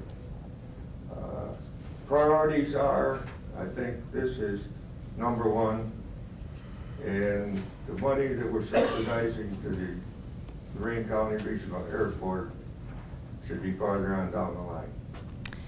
Thank you. Thank you, Mr. Reed. Anyone else? I see no one else who wants to make comments to the board. I have a few comments I'd like to make, and then the board members can say what they would like about this issue. I think I appreciated all of your comments, especially Judge Betlesky's, because he outlined a couple of goals that he thought were important to the county, and I believe that they're right on target. The first one was the funding of this facility. And when we had the meeting where we asked for this to be looked at, the local government fund was up in the air. Since that time, the census has been brought forward. It was announced on March 16th, I think, and the county will not lose significant local government fund monies, probably $4 million a year. And these monies were not included in Mr. Rocasy's figures that he put together, because there was very much concern, as the auditor's office brought forward to us for several years, that there was a shift in population might cause us to lose those monies.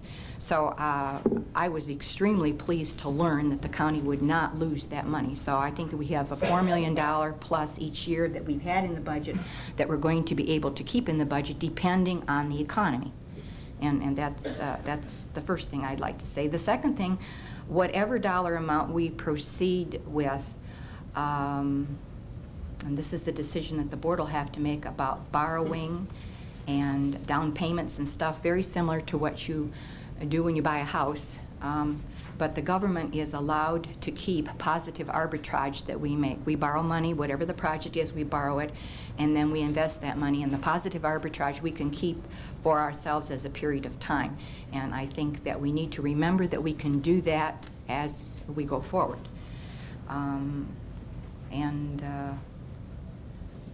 The other is we are in a changing economy, and we're not sure how that's going to pan out. So I think it's important for us to take a look at the funding aspect of this again. Those are my comments at this point in time. No, I agree with Judge Bileski.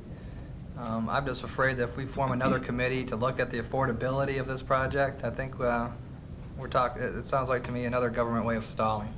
I don't want to stall the project. At 4 o'clock yesterday, we all received new numbers from somebody in the building talking about the affordability of a $51 million Justice Center. And we haven't had time to, I haven't had time to review it to see whether the numbers are, because you can do anything with numbers, people. So I want to make sure that we review these numbers to see on the affordability of the Justice Center. Another, you got to remember, earlier in today we met with Ken Carney on his project of $250,000 that ended up being $396,000. The difference is this is millions of dollars. That was hundreds of thousands of dollars. My concern is that is this going to be a $51 or $61 or a $71 million project? I'm glad the architects came back and knocked off about $4 or $5 million off the project. I think, as I am personally, we're getting close to a warm and fuzzy feeling. I think Mr. Rocasy needs to review some numbers that we received last night. I would like to sit down and talk to him some more in regards to maybe his projections and the projections that we received yesterday on the affordability of the project, because that's what this is all about. Can we afford it? Can we move ahead and build what's right? So now, whether or not you're looking for something today, or Commissioner Vassy would like to say something. Yeah. Well, earlier this morning I asked that we review the budget again. Commissioner Moore wasn't here when we prepared the budget, and I think that we should all sit down, and we intend to do this in an open meeting. I think that's going to tell us a lot, and I also asked that we look at other facilities that we now have and what departments will be placed in these other facilities. I think it's a decision we have to make. And this building, as I see it, I don't want to defeat the purpose. I hope to God it's going to be there 100 to 200 years from now. And I don't want to put up a building that's just going to be there, say, for 50 years, and then we're going to have to go in there and renovate or drop it. I hope it's going to be there long after all of us are here. And that's what we're going to leave here as a legacy for the future generation. And we want to do it right. And I don't want to cut anything that we don't have to cut. If that's the Justice Center, then let's put everything that belongs in a Justice Center in the Justice Center. All legal entities should be in that Justice Center. If this is an administration building, that's what this is. Then let's put the administration in this building. That's my feeling on it. And I think if we're looking at being able to afford this, I have a gut feeling that maybe we can't afford it. And if we review the budget again, I think that we're going to find out that we could leave it the way it is and give the public everything that they need right there. That building is being put up for the public, and they're the ones that, I mean, they're going to pay for it. So they should benefit with a building that's going to last for a long time to come. That's my feeling on it. Thank you, each commissioner, for your comments. I think that the board has some more homework to do with respect to dollars and how we proceed, so. Should we put a time frame on it so people don't think they're out there? I mean, should we maybe have a discussion? I think the best thing to do would have maybe an executive discussion to take all the information we just got for the last 30 days, put it in a timeline, and show how we can come out here in the public and say, okay, here's the commissioner's options. Does everybody have any more input? Because then we're going to have to make a decision, correct? I mean, do you see that as a... You mean have a work session that we could... I mean, like I said, we received something from, I received something yesterday, we all did, regarding the affordability of the project. I think we need to take a look at that. I think Mr. Rokasi needs to review it. We need to take a look at the real numbers so that we can say we can afford what we're going to agree to build. And to do that, we need to have a final public discussion, say this is where we're heading. Any more final discussion, we're done, and then we can move ahead. But if we keep, I just want a time frame to say, hey, can we meet next week and make a decision and move on? Is that fine? I mean, do you think we could, Mr. Ennis? Could we have a meeting where we, I mean, let's face it, we're getting tons of information here on the affordability. Just to gather the information? It is permissible for the commissioners to have an information gathering agenda with Mr. Rokasi or whoever else. You feel necessary to do that, to help organize and collate this material. It would not be permissible to discuss in such a meeting the merits or make any sort of decision-making evaluation of that material. Would you sit in the meeting with us to make sure we're straight then? Certainly could. Is that okay would that be fine for Tuesday? If the prosecutor says that we can do this, fine. Is that enough time, John? I'll have some preliminary information, and I'll have a time to evaluate what's been given. Good. So we'll discuss this again on Tuesday, and we'll come forward with some kind of a schedule about what we're going to do. So what are we going to discuss in this meeting? The budget? The affordability? No. What you can do is you know, if you want to sit down and look at these figures again, and if you have further questions that you need to ask Mr. Rokasi about them, you are permitted to do that. You cannot discuss amongst yourselves or make any decisions like should we move the probate court there or should we do this. You can just re-examine the figures, get more information, and organize them in a fashion so that when you come back out into the public meeting, you're ready to make your decisions. Well, Jerry, can we do this? What I had in mind was to have a copy of the budget and go line by line and see what areas we can, I'm not saying reduce, but there may be some extra money somewhere in a different line item, and I would like to do this. Is it possible to do that in a private session? You could invite, again, Mr. Rokasi or anybody else you want to have them come and express an opinion to you, but you cannot, between yourselves, Make a decision. make decisions or express opinions, you know, in an attempt to get around anything. So then it really has to be done in a public session Well, I mean, because you can, we need to make you decisions. know, rather than in hours and hours and hours of public sessions and having to go all through this material, you can sit down and say, this is information we're going to need to decide this, and again, put it into an organizational frame so that it can be discussed, and not in a mishmash fashion, so that when you come out, I'm just saying, you can't sit there and say, yeah, we can cut this, you're not allowed to do anything like that, just receive the information and organize it so that it can be discussed publicly. Excuse me, that could create a problem, Commissioners, because I would envision meeting with you and then picking your mind, so to speak, as to what priorities are, what other projects you have that would affect the financial picture along with the Justice But Center. that's another discussion. We're not talking about looking at the budget. That's something we're gonna do in about 30 days, correct? That's what we discussed this morning. I'm looking at what we've received information from everybody, okay? You gave us a budget of what you projected out. We received something else that shows something not as conservative. And now I think we need to decide on taking all this information we're getting, put it in an organized format, and that's all I'm looking at is what are we going to listen to? What are we willing to go public and discuss? And what are we gonna say, you know, what numbers are we gonna look at? Now, if we're gonna start looking at analyzing each service we provide, each program we use, outside, you know, within the county government, that's a public discussion I think where we're gonna have in May. So that's another discussion. Maybe we're waiting too long to have it in May. Maybe we need to have this done on Tuesday. Maybe we should go over the budget on Tuesday so we know what we can spend on this Justice Center. Otherwise, we're just delaying it. That's fine. Can we get the information by Tuesday? I don't think you can. I think probably it's a two-step process. Yeah. And the first step is just getting the figures and putting them in a fashion where that we can begin to look at them and then make some decisions. Okay. I think that's what Jerry was talking about. I think that's what Commissioner Moore's talking about. And I think we need to do that first, and then we can go to that next step. So I don't anticipate we're going to make the decisions about how we're going to, what we're going to do. We're going to put it in a fashion so that we can use it then to move forward to make a decision. I think it is in a fashion. I don't have the budget stuff with me, but, well, maybe I do.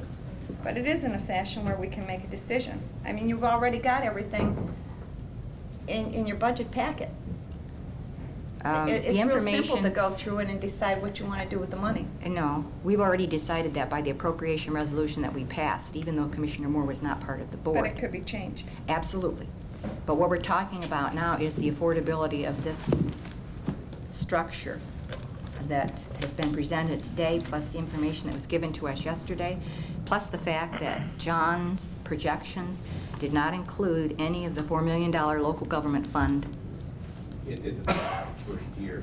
But that's not what's causing us a problem, the first year, okay? The projections were out, and at the end, the scenario was that we just simply could not afford it. And I think we need to relook at that. It's also been suggested to us that interest rates are not quite, especially at this time, which is a very good time, interest rates are not at the 5.5% that you envisioned.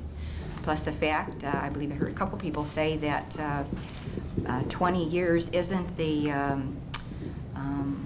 perhaps we could go longer. And I think that's something we need to look at again, whether we want to. So I'm not I think that really, Mary Jo, I think what you're talking about is step 2, but I think that we need to do step 1 first, and that's a reevaluation of the overall figures. Well, I'm prepared right now. I mean, I could tell you where we could take some money out and it would never even touch a general fund obligation here. There's $1 million here in building machinery and obsolescence that I think we could put towards the Justice Center. There's another $1.4 million that was going to the SOAR in Amherst that's not needed now. That could go to the Justice Center. Lawsuits and litigation, there's another $1 million. I mean, I could tell you this, here's another $199,000, Amherst SOAR deferral assessments. I could go through that in a blink. I don't think it would take that long. It's right here. All you have to do is go down the line and say, this is not a general fund obligation. Do I want to fund it or not? That's Maybe fine. There's 6 areas. That's fine. We don't even have, we go by 1 year at a time. That's how we've been doing our budget. At least we're going to have, Mr. Rokasi, hopefully in 30 days we'll have a 3 to 5 year budget. And that's what we're going to look at, is see, hey, what programs we're going to have for the next 3 to 5 years. But I think you're right. I mean, this is just a step process. And as long as it doesn't slow the project down, which I think the timing has been good so far, what we've done, we've knocked off, the architects came back and knocked off close to $4 to $5 million just with 1 visit. And maybe we can find a way to you know, I can't wait for 3 more. We'll be down to where I want to be, okay? Well, that's what I'm concerned about. I don't want to slow the project down. It's long overdue now. So if, so we're gonna have a meeting of what? Where are we at on this, I guess? If I understand you, we will invite Mr. Rokasi and Mr. Cortez or whoever else we feel necessary to accumulate this information and try to put it into an organized fashion so that we can expedite a decision on And this. if the individuals involved in giving us the information wants to participate, they can talk to you, okay? Right. Okay. Okay, I think that's where we're going to proceed, and I thank you very much. Thank you, gentlemen. And the users and the public who are here today. I would just like to revert to our board business. We did not, on page 4 of 5, there was new business. We did not hear if we had any new business on our regular this morning. Does anybody have any new business? Yes. Do we know your name? Ron Twining. I think that's wrong. You have no beard. I have one quick thing that I was going through my paperwork, so we might as well resolve it now. On Pride Day, they're going to be doing the, I believe it's the 36th Street ditch cleanup in the city of Lorain. Commissioner Moore asked me to look into that with the county engineer and see if we can provide some assistance to the city with that cleanup project. What's been proposed is that the city and Mr. Carney both will provide trucks to facilitate a cleanup of the ditch during Pride Day, and that the councilman, I believe it's Reverend from that area, will bring the volunteers out to walk the ditch and clean the ditch out and load the trucks. What they're asking from the commissioners is to pay to have the trucks dumped. They estimate this cost to be about $750. It's about $50 a truckload to dump the trucks. So it'd be a linking of 3 different entities. It'd be the county engineer with trucks, the city with trucks, volunteers from the ward cleaning, and us paying to have the trucks done. An estimate was $750 to participate in this worthy project with the city. I'm asking the board if they're interested in this. And this is a ditch that's a dividing ditch in between the city and No, the county engineer has some involvement? Or no, I'm sorry. It's strictly not a line ditch? It's strictly a city ditch. Oh. Okay, but they have requested some assistance from the county to get it cleaned out. Are we going to start another precedence like we did with solid waste and open the door for everybody else? I was asked to look at the issue by a commissioner, Ms. Vacy, and I did. That's all I can say, ma'am. Well, I don't know about you. If I might, I think all 3 commissioners in the past have received requests for assistance in cleaning the 36th Street ditch. Am I not correct? What's the city going to contribute other than the trucks and the county's going to contribute trucks? So what's the city's portion of the money? I don't think there's really any money involved. It's the trucks and the labor of the workers that are going to be out there. That's their portion of the commitment to the project. The original request had been, can we use $750 of solid waste fund? And since everybody was in here trying to gobble that up already, I didn't want to bring that up, but I might as well say that that's what they were asking. You know, they're asking for solid waste monies, and this is part of Pride Day and cleanup. Right. Don't they get $150,000 in solid waste grants too? I mean, I don't understand this. All of a sudden, this solid waste money is up for grabs for everybody, and Well, what are we looking at? We're looking at, how long is this, since you guys obviously been talking about 36th Street, how long has this been a problem? Forever. So what's $750 to clean it up and get it over with? it's going to open the door for more than $750 later on. Is it gonna open up a floodgate of requests for $700? Well, More than that, probably. historically speaking, usually people get in line when there's something being given out, so I wish I could disagree with You- Ms. you Vacy on know- that point, but I can't. When we give out grants for solid waste, we usually ask them for match money, whatever, you know, it should have some match money. When we go get grants from the state or the feds, they want match money, but what happens here? Let's get match money from the city. City have any match money? City's coming up with half the trucks, we're coming up with the other half the trucks, so why don't we come up with half Half the and money? half the money. They come up with half the money. That way the phone calls will stop, how's that? Did you make a motion, Commissioner Moore? I'll make that not motion. To exceed, Thank you. Not to exceed, if it's $300 $750, is that $375? $375, how's that? Okay. It's a compromise. I Did you feel second better, that? thank you. You second that, Commissioner Vacy? Second. Mr. Moore? Aye. Mrs. Vacy? Aye. Mrs. Blair? Aye. Yes, business too. Good show. Okay, Commissioner Moore has some new business. I've been talking to Sheriff Stemeti regarding the safety of the judges, but since I think they all left, I guess they're not too concerned about safety. We've been talking for a while since this came up, and I guess the judges have not taken any steps since '96 in anticipation of this Justice Center. I don't know if you want to say something today about that, what you found out by talking to the judges, or? Yes, I do, Commissioners. I appreciate the approach and to speak on this subject. My Chief Deputy Maher, myself, and Captain Drozdowski, who's the head of my law enforcement division, we have been looking at this for a while. We're concerned about the future Justice Center, obviously, but my big concern right now is the courthouse, the administration building, and the Vogels building, where we have 3 different positions that we have to protect right now.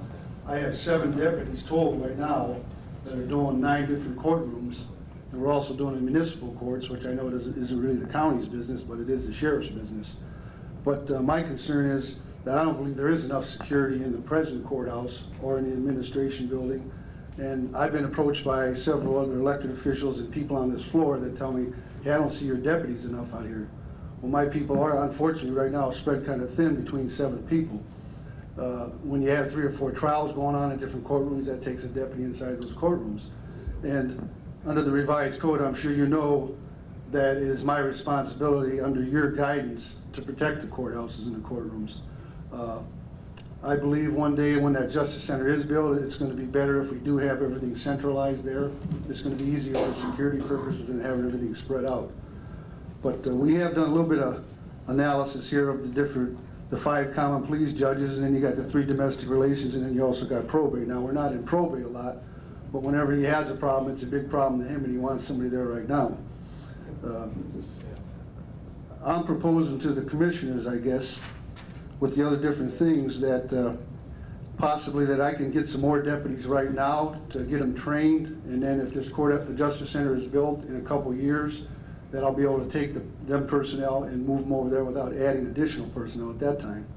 Now, I know we've addressed this in the past, that we knew this was going to be coming about and that we would need some more officers down the line here. You have addressed some of the township's concerns, which, I mean, I know that came up too about the annexation. I was almost ready to get up then because we do provide excellent service to Amherst Township. We've never had any complaints over there. So, I mean, when they mentioned police protection, I took offense to that because we do provide a good service there. But I believe, you know, with the holding cells, we had that unfortunate incident over there, but that's something with my own officers that I'm addressing. But we also had that mercury spill in the court, and I believe if there might have been another officer present over there.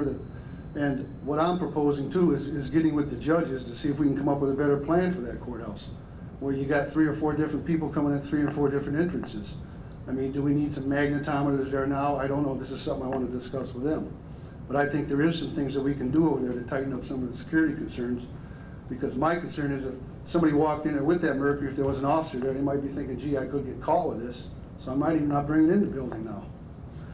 But what we had put together is the 6 additional deputies to the 7 that I have right now, which would bring me up to 13 actual court officers.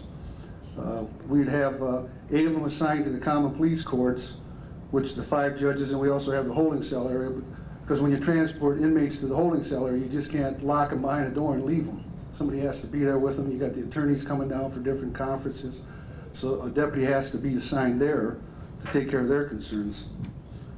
To and from jail and court, you know, sometimes we'll transport 30 to 40 inmates over for arraignments. I mean, we do some of them, you know, there is some video arraignments, but then you have pre-trials and things like that where you got to be in the courthouse. The judges want them in the courthouses. So like I say, sometimes we're taking 150 inmates in a week back and forth to court. The 3 deputies, I think, should be assigned to domestic relations court. And just nowadays, there's just a lot of problems, it seems like. You know, the divorce rate is still up there. There's people that are having a lot of arguments, and domestic relations is another courtroom where things get very heated at times. And we really don't have anything now where people walking in and out of a building that they could have a weapon on them or something. And then one at the Bobles building. That's been a big concern of Judge Boros, you know, over there, that sometimes we'll have something else going on where I have to pull my deputy out of there because we got something else going on in the other courtroom. I'd like to be able to assign an officer and keep them in the courtrooms for the judges. And then the other concerns is we're taking inmates back to the state prisons, to the hospitals, to LCI, so these could be used for those purposes. So I'm proposing that to the commissioners now, and I know everybody comes here hitting you up all the time, but I just think the safety issue is a big thing, and a couple years down the road, I won't be coming back saying, hey, I need 4 or 5 more deputies for the Justice Center now, because at that point, we wouldn't. Now, if they add 2 or 3 more courtrooms, then I might be coming back then, but, I mean, presently, I think what it is, we could do the job. On March 20th, I got a letter also from the Buckeye State Sheriff's Association from Justice Evelyn Lundberg Stratton from the Supreme Court of Ohio, where she addressed, they've been doing a study on court securities, and she points out in this memo here that, and obviously you know this already, the duty to provide the safety and order in county courthouses lies particularly with the county sheriff. Section 31107A, the Ohio Revised Code states that the sheriff must attend upon the Court of Common Pleas during their sessions, including the probate court, when required to do so. Further, the statute states that the sheriff shall have charge of the courthouse under the direction and control of the Board of County Commissioners. In accordance with these 2 statutes, the obligation lies with the county and not the court to provide a courthouse and individuals to maintain order within. And there is an Attorney General's opinion on that from 1984. I have figured out some cost analysis.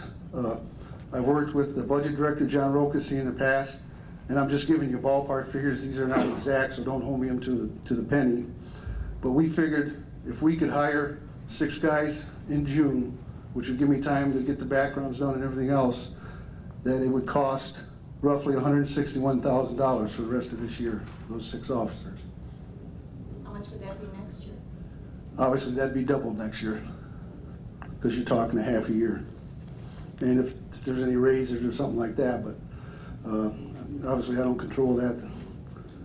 But I think another thing that was brought up here today is the census. I mean, the population has went from 1990 to 271,000 to 284,000. And when people are coming to the courthouses, you got a lot of city people there, from Lorain, Elyria, the bigger cities, and that's where your problems are going to be. So we went up roughly, what, from 271 to 284. So, I mean, this county is growing, and safety is a big issue. It's a big issue to me. I've only been a sheriff for 3 months, but I've been a police officer over 28 years. So I think I know a little bit about the safety concerns, and I know you've always addressed the safety concerns of the citizens of the county in the past. But this is something I'd like to propose to commissioners, and I think, you know, some of the articles that have been in the paper that the judges were upset that the Justice Center isn't being built fast enough for them, that they'd like to address some of the security concerns, but I think everybody wants to address that concern. So I would just like to propose that to commissioners today. Now, how many do you have today then? You have 7? That's correct. That are just earmarked. Now, what was I think John had a budget, what we're going to have in the new Justice Center, remember? I don't have those in front of me, Commissioner, I could get those for you. How many were you anticipating being at the new Justice Center? That's what I'd say, if we take those 13 officers that run the Justice Center, because, I mean, you have other concerns where, yeah, you could hire private security to run a magnetometer in front of the jail, but my concern is, when something happens, who are they gonna call? They're gonna call me, because they can't do anything. Well, I want to have my own officers there, where I know if an arrest needs to be made, or there's a disturbance, that they're gonna handle it professionally and properly, and that they have the authority to do what needs to be done. What about those, what do you call those detectors that they have like at the airport? The magnetometers are the... Is that what they, wouldn't it be less expensive to put those into the courthouse and even on the 5th floor than just to hire all these people right now? Because the Justice Center may not go up for another couple of years by the time it's completed. My only concern with that is when it goes off, what do you do? Well, your guy would stand right there. I mean, you'd block off other doors, have one door that they'd come in. So you'd need one guy right there, and if the courtroom needs them, don't they have a button in there that they push or something, some communication between them and the deputy that's out? Yeah, I think those are okay where you have entrances, but I think the judges, from talking to me and to talking to them, is they want a deputy in their courtroom, because that's where a lot of disturbances will start between witnesses. We're talking about a deputy for every courtroom? That's what I'd like to see. I think that'd be the safest thing. And if I get these extra people, I'll be able to put a deputy in every courtroom. Well, my main thing was to get the information from you today, so we can look at it when we discuss it. That's what I was looking for. I hope you weren't thinking we're gonna vote. No, I just wanted to present it to the commissioners and just go from there. Okay. I appreciate you coming. Okay, thank you very much. Thank you. Thank you, Sheriff. And anything else, Commissioner Moore? No, that's... Okay. Any other new business? There's a space here on the agenda for public comment now, 9, 10, 11, 12, 1, 2. We've been at it for 5 hours. Is there anybody left from the public who'd like to speak who hasn't had an opportunity? I don't see any takers. I'll move that the board correspondence reading be waived. Second. Mrs. Blair? Aye. Mr. Moore? Aye. Mrs. Vacy? And I move we adjourn. Second. And Mrs. Blair? Aye. Mrs. Vacy? Okay. You may stay if you like.